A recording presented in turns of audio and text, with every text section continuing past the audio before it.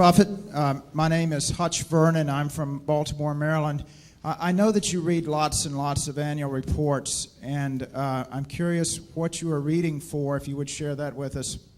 But I'm more curious, because I think I know what you're reading for, if there are any disclosures, any further disclosures that you would like to see companies make in their financial reporting, or that the SEC require in financial reporting or proxies or other communications with their shareholders. And that would be for both you and for Mr. Munger.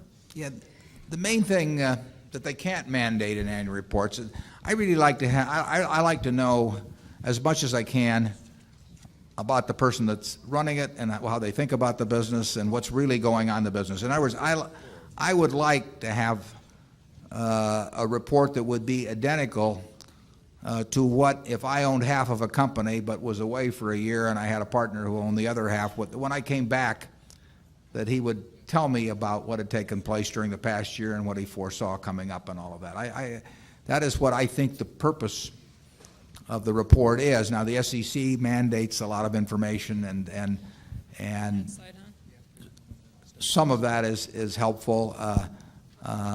But there's an intent behind the report. I mean, if it's a sales document, I'm less interested. I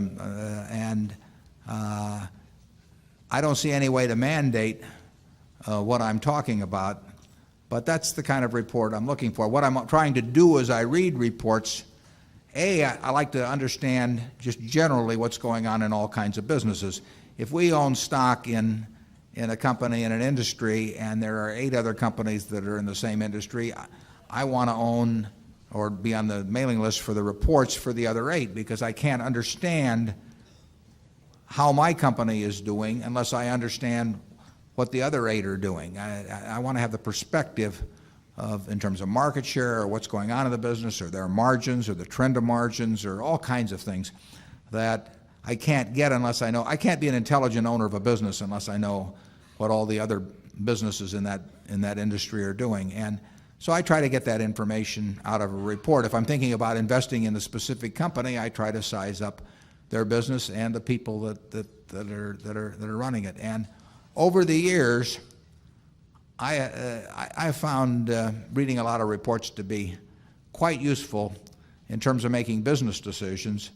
At Berkshire, if we own a whole of a business, I want to own shares in all of the competitors just to keep track of what's going on. And I want to be able to intelligently evaluate how our managers are doing that, and I can't do that unless I know the industry backdrop against which they're working.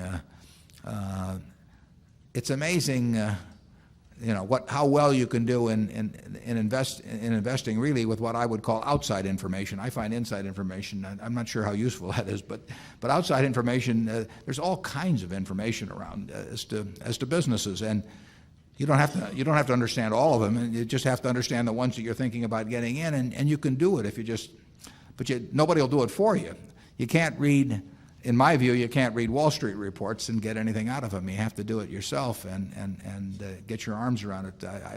I don't think we've ever gotten an idea, in 40 years from a Wall Street report, but we've gotten a lot of ideas from annual reports. Charlie?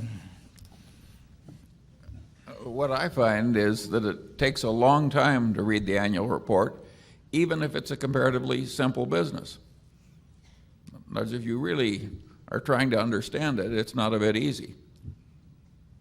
Yeah, I would say that on average in a business we're really interested in, even though we know what to skip to some extent, what to read, I mean, it's going to be 45 minutes or an hour on a report, and if there are 6 or 8 companies in the industry, that's going to be 6 or 8 hours perhaps, and then there are quarterlies and a lot of other. I mean, the way you learn about businesses is by absorbing information about them, thinking it, deciding what counts and what doesn't count, relating one thing to another, and that's the job.